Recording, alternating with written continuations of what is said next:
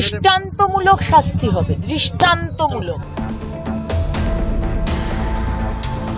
বারুইপুরের নাবালিকা গণধর্ষণ ও খুনের ঘটনাকে ঘিরে এখনো উত্তপ্ত পরিস্থিতি।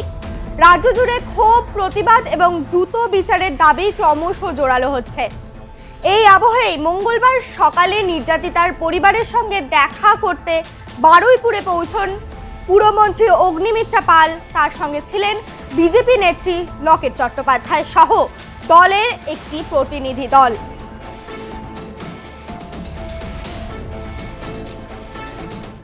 পরিবারের সঙ্গে কথা বলে তারা পাশে থাকার আশ্বাস দেন এবং অভিযুক্তদের বিরুদ্ধে দৃষ্টান্তমূলক শাস্তির দাবি জানান।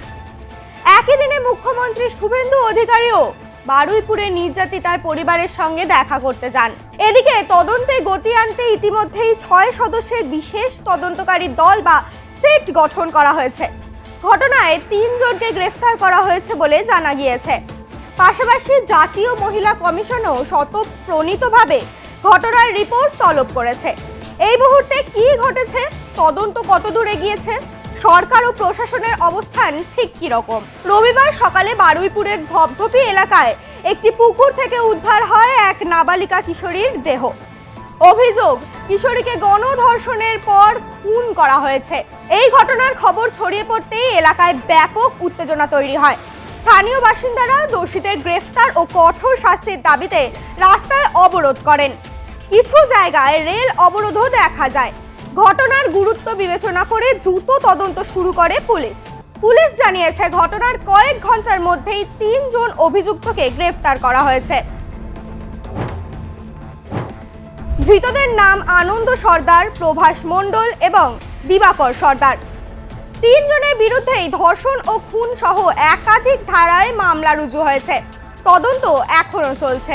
মুখ্যমন্ত্রী তথা পুলিশ মন্ত্রীর নির্দেশে একই দিন বিকেলের মধ্যেই 6 সদস্যের একটি বিশেষ তদন্তকারী দল বা সিট গঠন করা হয়। এই সিটের দায়িত্ব ঘটনার সমস্ত দিক খতিয়ে দেখা, প্রমাণ সংগ্রহ, ফরেনসিক রিপোর্ট বিশ্লেষণ এবং দ্রুত চার্জশিট জমা দেওয়ার প্রস্তুতি নেওয়া। মঙ্গলবার সকালে নির্যাতিতার পরিবারের সঙ্গে দেখা করতে বারুইপুরে যান পুরমন্ত্রী অগ্নিমিত্রা পাল। সঙ্গে ছিলেন বিজেপি নেত্রী লকেট চট্টোপাধ্যায় এবং দলের অন্যান্য প্রতিনিধিরা।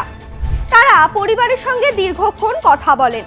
সরকারের পক্ষ থেকে সব ধরনের সহযোগিতার আশ্বাস দেওয়া হয়। সরকার প্রথম থেকেই বিষয়টিকে অত্যন্ত গুরুত্ব দিয়ে রেখেছে।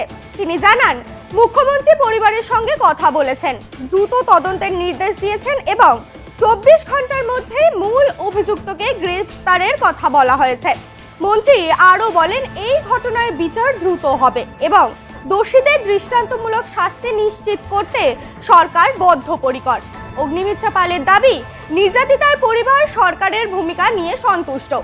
তাদের কথায় পরিবার মুখ্যমন্ত্রীর উপর আস্থা প্রকাশ করেছে এবং তদন্তে সহযোগিতা করছে।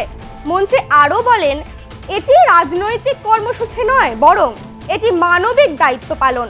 সমাজে এই রকম ঘটনা ঘটবে, কিন্তু যাতে না ঘটে তার সম্পূর্ণ শাস্তি দেওয়া, আর শাস্তি হবে,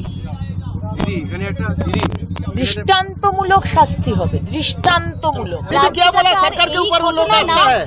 संपूर्ण सिर्फ आस्था नहीं, संपूर्ण आस्था, संपूर्ण विश्वास।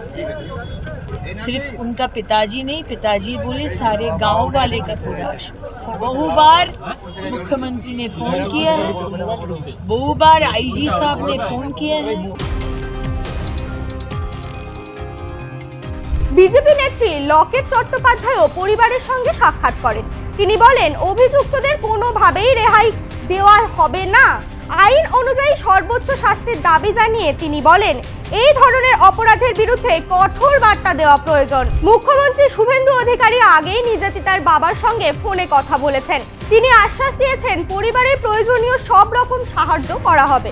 সোমবার মুখ্যমন্ত্রী স্পষ্ট জানান, এই ঘটনায় দোষীদের বিরুদ্ধে সর্বোচ্চ শাস্তির আবেদন করা হবে। তিনি মৃত্যুদণ্ডের পক্ষেও মত প্রকাশ করেন। এদিকে এই ঘটনায় স্বতঃস্ফূর্তভাবে পদক্ষেপ করেছে জাতীয় মহিলা কমিশন। কমিশন রাজ্যের পুলিশ মহাপরিচালকের কাছে বিস্তারিত রিপোর্ট চেয়েছে। রিপোর্টে জানতে চাওয়া হয়েছে তদন্ত কতদূর এগিয়েছে, কি কি ব্যবস্থা নেওয়া হয়েছে, অভিযুক্তদের বিরুদ্ধে ঠিক কি পদক্ষেপ নেওয়া হয়েছে, এই রিপোর্ট আগামী 7 দিনের মধ্যে জমা দিতে বলা হয়েছে। এই ঘটনার পর উত্তেজনার মধ্যে গণপিটুনিতে এক যুবকের মৃত্যুর ঘটনাও সামনে আসে। জাতীয় মহিলা কমিশন সেই ঘটনাতেও বিস্তারিত তথ্য চেয়েছে। অর্থাৎ শুধু মূল অপরাধ নয়, পরবর্তী আইন শৃঙ্খলা পরিস্থিতিও কমিশনের নজরে রয়েছে। অগ্নিমিত্রা পাল জানান, যদি তদন্তে কোথাও পুলিশের গাফিলতি প্রমাণ পাওয়া যায় তাহলে কাউকে ছাড় দেওয়া হবে না। প্রশাসনিক দায়িত্বে অবহেলা থাকলেও প্রয়োজনীয় ব্যবস্থা নেওয়া হবে, এমনটাই জানান তিনি। তদন্তকারীরা এখন ফরেনসিক রিপোর্ট, ময়না তদন্তের পূর্ণাঙ্গ তথ্য, ডিজিটাল ও অন্যান্য প্রমাণ, প্রত্যক্ষদর্শীদের বয়ান সবকিছু খতিয়ে দেখছেন। তদন্ত শেষ হলে আদালতে চার্জশিট জমা দেওয়া হবে, তারপর বিচার প্রক্রিয়া শুরু হবে।